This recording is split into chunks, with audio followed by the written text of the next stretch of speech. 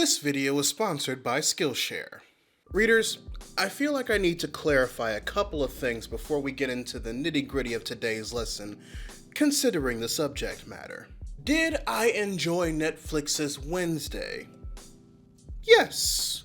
Considering how she's gained an incredible fan base since Addams Family Values and has been heavily revered in modern media since said film, seeing Wednesday in this solo outing that highlights the highs and lows of her character was heavily entertaining as much as it was thought-provoking. That doesn't mean the show is without flaw, nor does it mean it doesn't deserve criticism, because it totally does.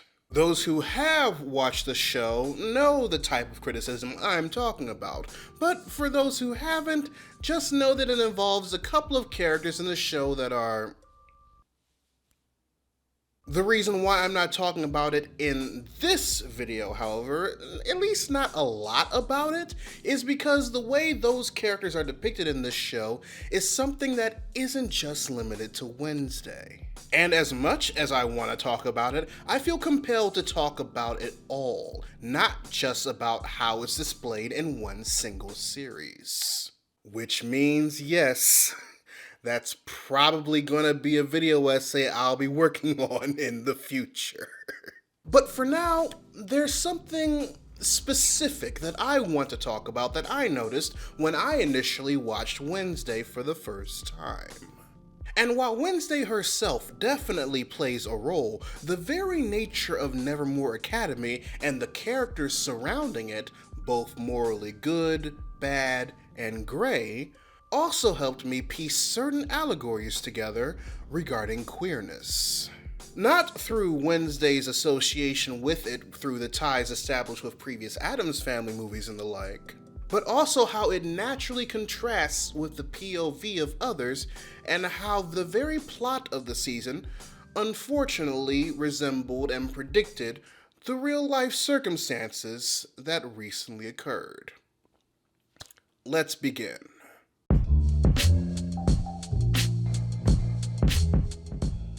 Hey readers, Laron here, offering you analysis and perspective of your favorite bits of geek and pop culture media.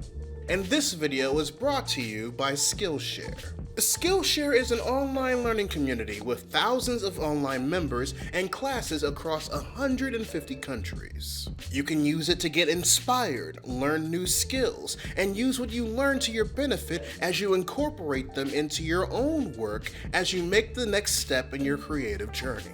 As a lot of you know, I decided to make the decision to be a full-time online creative late October of 2021, 6 years after I started this channel. Considering that I made videos and wrote articles, editorials, and reviews specifically to find and read on the internet, one of the first things I did was learn how to tackle search engine optimization, SEO for short.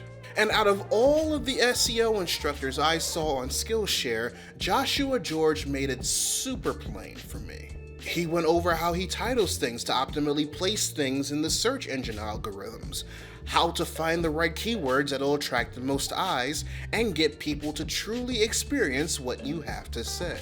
Even now that I have 1 full year of deciding to go full-time with my creative endeavors under my belt, Skillshare is a very valuable resource to me in order for me to learn every iron I have in the fire right now, even the ones I'm thinking about putting in. That's why the first 1,000 people to use the link in the description below will get a 1-month free trial of Skillshare. That's 1 month to learn new drawing techniques, 1 month to learn a new skill, even 1 month to learn how the internet works like I did.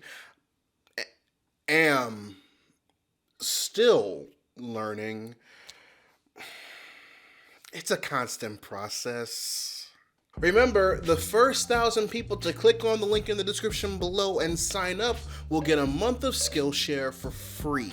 So make sure you do so to both help out your own creative endeavors and to help out the channel as well. Thanks again to Skillshare for sponsoring this video. Now, on to the lesson. Nevermore is gay. This is just one fact that's just not up for discussion. Like, knowing what I know about the modern day interpretation of the Addams Family, thanks to the 2 live-action theatrically released movies of the 90s, I highly anticipated Nevermore being an allegory for a safe haven for LGBTQIA+ youth. Now, I explained it in my video regarding everyone's favorite Addams Family villain, Debbie Jellinsky. But while the Addams Family evolved beyond being the weird, macabre family that every normal family raises an eyebrow at, initially envisioned by creator Charles Addams, we eventually received the allegorical connection of the Addams Family to that of it being a rebellion of conservative family values that were initiated in the Reagan administration and pushed as traditional as a form of control. Thanks to writer Paul Rudnick sprinkling in a bit of that connection in the 1991 film when he was hired to iron out the kinks of the script, and then just going all out with it when he was hired to write the entirety of its 1993 sequel, Addams Family Values. And, as you can imagine, that rebellion of Republican familial control also included the inclusion of queer individuals, whether they were shunned by their birth families or developed a found family as a result. There's also the fact that, to a certain extent, the very members of Nevermore Academy, students and staff alike, literally are a concept that, for the longest time, ostracized individuals across the world related to in one way or another. Monsters. While Universal Studios helped solidify monsters and supernatural creatures as cinema staples, with the likes of Dracula, Frankenstein, the Wolfman, and the Creature of the Black Lagoon, the likes of queer people have always seen these forces that were meant to be translated as villainous, dangerous, or off-putting according to the gaze of societal standards, and relate to being hunted, shunned, disowned, and revolted by others for the various reasons they see themselves in the quote-unquote outcasts in question. As you can imagine, as time passed and certain creatives told highly acclaimed stories that allowed them to share why they associated themselves with the creatures in question, what started off as stories that helped spread the propaganda of xenophobia, the shaming of people afflicted with disease, sexual or otherwise, and disrespecting the natural habitats of animals both during and after colonization, are now replaced with the modern monster tales with both the subtle and blatant queer tones and nuance that we have today. So considering that, it's only natural that Nevermore has vampires, that they have werewolves, that they have gorgons, and they have sirens, because all of those creatures are already heavily regularly associated with the likes of queerness. And combining this already rich history of associating the type of characters one would find at Nevermore to queerness with what Paul Rudnick has already added to the tapestry of the Addams Family franchise with Addams Family Values, the association is pretty much immediate. Intentional or not, Wednesday's Nevermore Academy was a great way to use quote-unquote outcasts, as the series called them, as a great way to provide allegory for queer youth seeking a safe space for them to freely be themselves in a world filled and ruled by quote-unquote normies. Just like Xavier's School for Gifted Youngsters in the X-Men branch of the universe of Marvel Comics being a safe haven for mutants among humans, also became an allegory for queer people and people of color seeking refuge in a world filled and ruled by cis straight white folk. You know, in case you needed another comparison that provides the same context. This makes it a lot easier for the subplots of the supporting characters that are featured in the show to be seen through a queer lens. Characters like Wednesday's roommate and eventual BFF, Enid Sinclair, a werewolf who has yet to wolf out like her older brothers, and has having to deal with her mother wanting to send her to a werewolf version of conversion therapy after the school year is done in order for her to do so. Even Bianca Barclay, Nevermore's resident mean girl and Wednesday's self-appointed rival, is a siren who wants to separate herself from the toxic control of her mother and the hinted-at abuse of her now stepfather and make a name for herself in a place she feels safe in. The arcs of both of these characters are capable of being expanded upon and resolved in multiple ways outside of what Wednesday provides, sure. But because of Nevermore's capability of equating the life of the outcast with the association of real-life queer struggles, said arcs and developments can be made easily more relatable and compatible to them. Now all that's left is to not just rely on allegory and get some actual queer representation underway, but we'll talk about that in a minute. So yeah, the way Wednesday frames Nevermore Academy as it being this safe space for outcasts in a normie town like Jericho definitely helps emphasize the relationship that the Addams Family franchise as a whole already has with its queer fan base, and those who associate the queer relatabilities to the very stories that play out within its walls. The thing is that if Nevermore is gay, then so is its principal.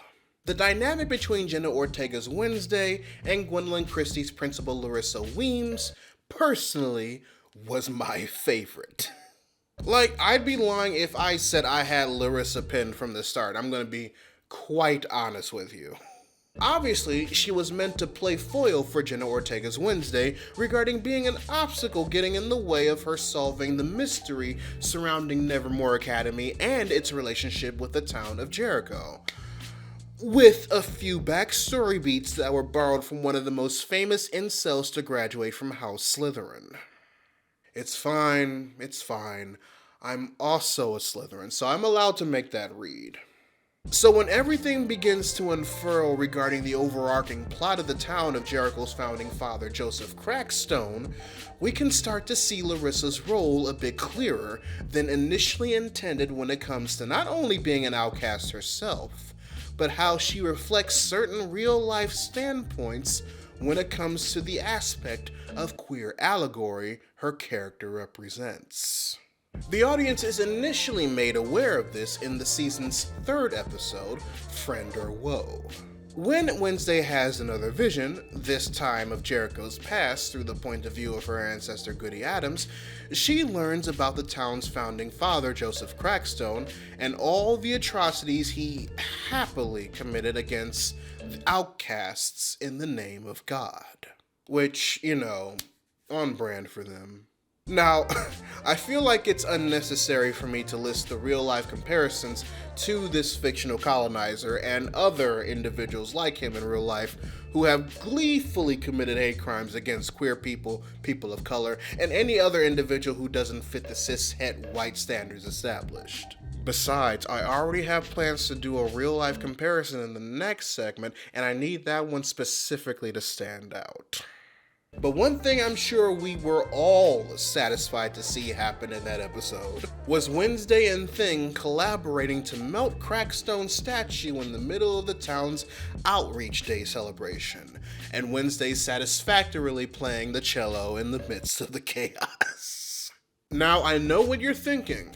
What does this have to do with Principal Weems? Well, that's a very simple question to answer, and we get said answer in the same episode when we see how eager Principal Weems is to use Outreach Day to establish solidarity between Nevermore Academy and the normies of Jericho.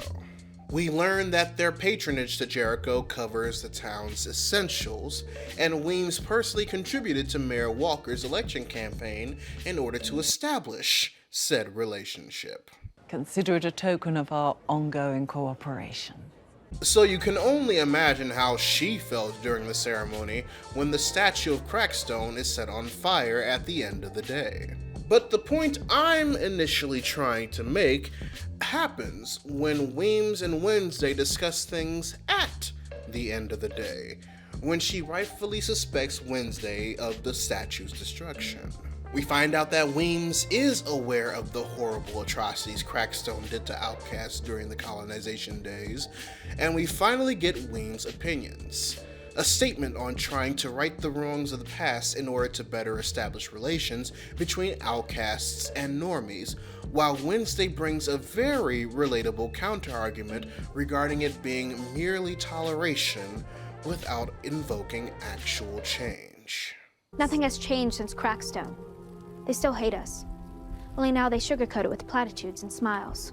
This scene acts as proof that while Wednesday represents those of us who believe we shouldn't have to hide who we are for the sake of assimilation to the current social structure that favors normalcy and rightfully call out the lies of bigotry and fascism and the like, regardless of who's offended by it, Weems has a more bipartisan view in regards to how outcasts are perceived by normies, as well as holding a reputation and high standard, even in the midst of said bigotry and fascism.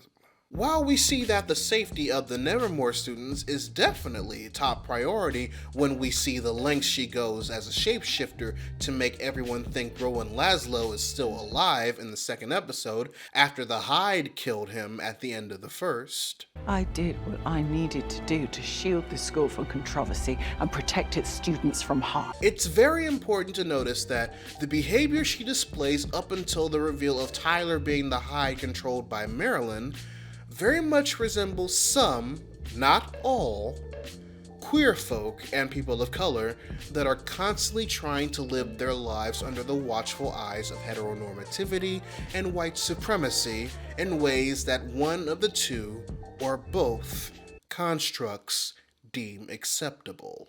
Meanwhile, Wednesday Addams, just like her Addams Family Values variant, constantly rebels against the idea of trying to fit into the normie mold as an outcast, and isn't afraid to let those who are of higher authority than her know that we shouldn't have to fit in the mold of heteronormativity and the current standards of society in order to be deemed acceptable. You're exhausting. I know.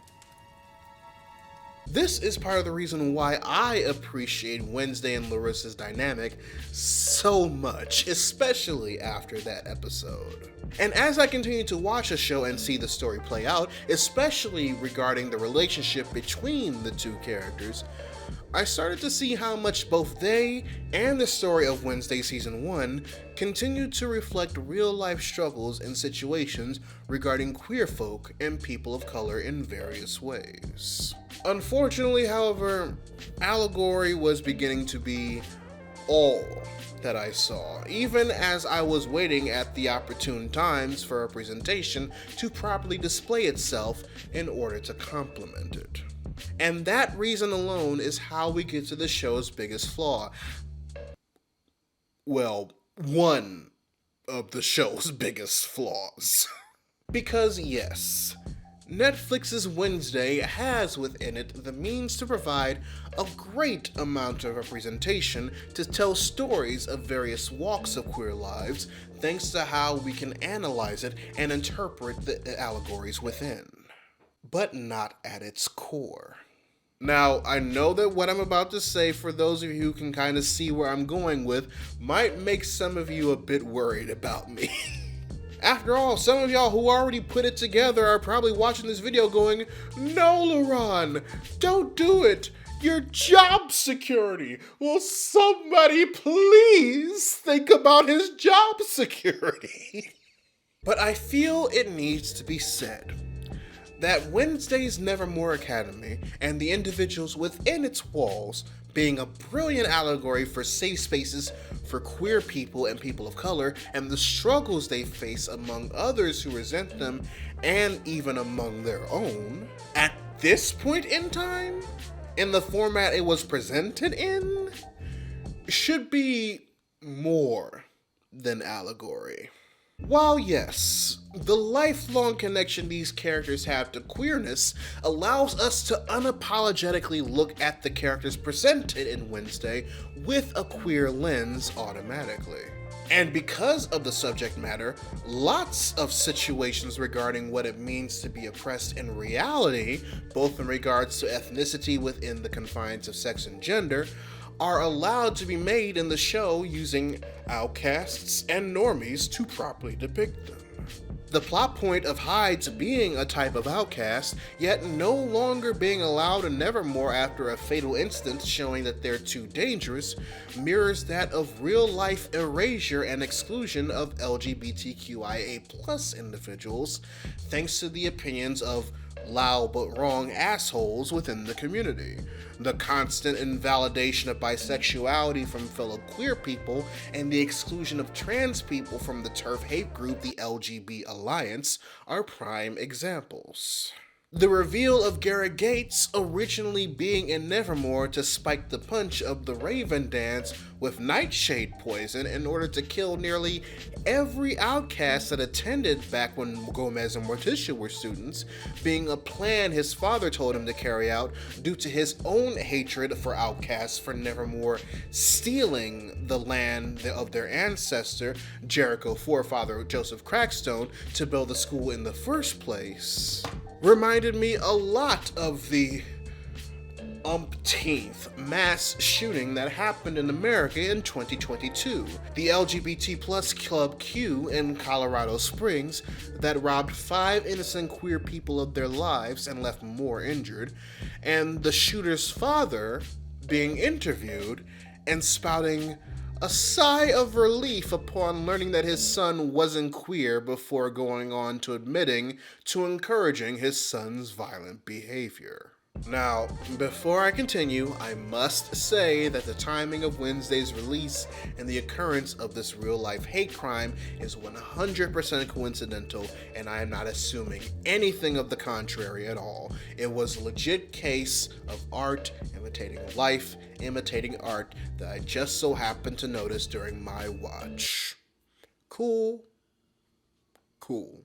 And while all of these associations and comparisons are incredibly important in seeing analysis and allegory play out regarding the show's connection to queerness and queer youth fighting persecution and hate, the fact that the only queer people that aren't a fanship present in this whole story about outcasts trying to survive in a world where the last surviving member of an extremely bigoted normie family is resorting to the supernatural to resurrect her hate-filled ancestor back from the dead in order to commit mass genocide, is one mature lesbian couple that we're only introduced to when their son is hospitalized.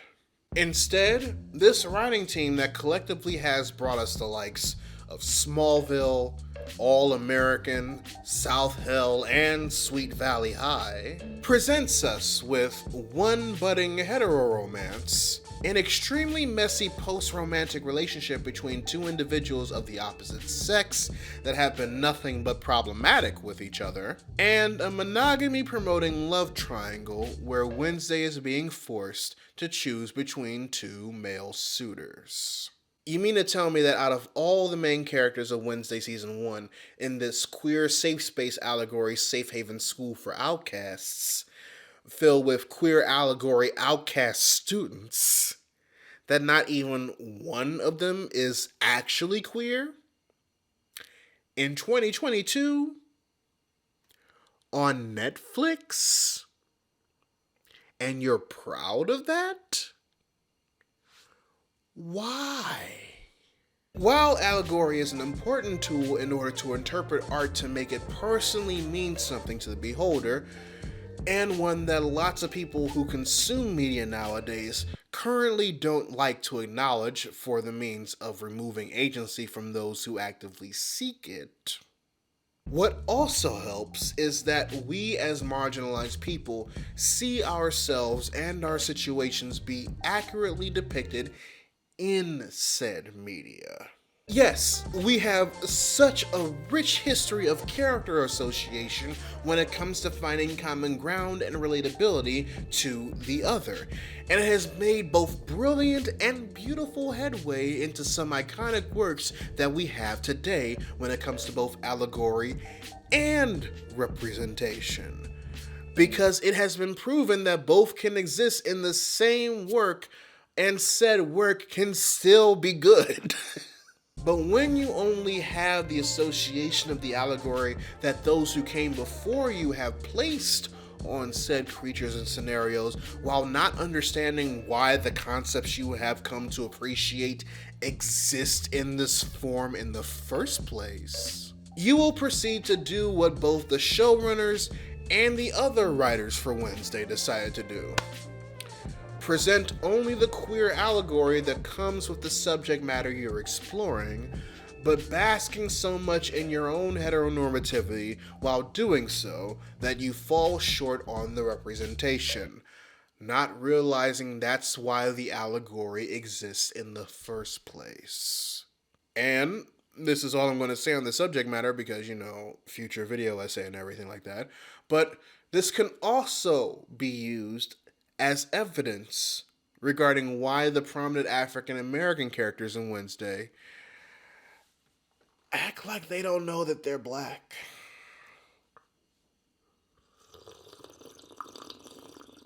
While I definitely share a lot of the criticisms that many individuals also have with it, I enjoyed Netflix's Wednesday for pretty much everything that I was anticipating I was going to enjoy it for. And if anything, seeing how well both Nevermore Academy and the very struggle that outcasts deal with in a place that is supposed to be a safe haven for them reflects the real life struggles of queer people and people of color in a society that isn't catered with them in mind is mostly ironic. Now, I say ironic because, once again, we only have this association in the form of allegory. Both the easily interpreted bits of safe spaces thanks to past practices with the Addams Family franchise, and how relatability factors in when it comes to everyday struggle and seeking various forms of acceptance. Even when the unfortunate coincidences of fictional trauma eerily reflect that of what we face in real life, it's not intentional at the end of the day. In the case of how Nevermore represents a safe haven for outcasts that is constantly under attack by normies in ways that mirror real life places and people experiencing the same thing, despite how well the Netflix series allows one to easily interpret it as such, Wednesday was right. But it's either they write our story or we do. You can't have it both ways. But I digress, readers. Your homework assignment for the day. Write in the comment section below what you thought of Netflix's Wednesday if you've seen it. Or if you feel like sharing with the rest of the class a film or television show you felt did a very good job acting as an allegory for a marginalized group of people that you thought would have been better presented if it wasn't just made as an allegory. Whichever question you decide to answer, I'd love to know your thoughts. A huge shout out to my patrons, both big and small, for helping make this channel possible. Make sure you check out the card at the end of the video to join, or click the link to it or any of my affiliates in the description box below. But until then, this is Readus 101. Class dismissed.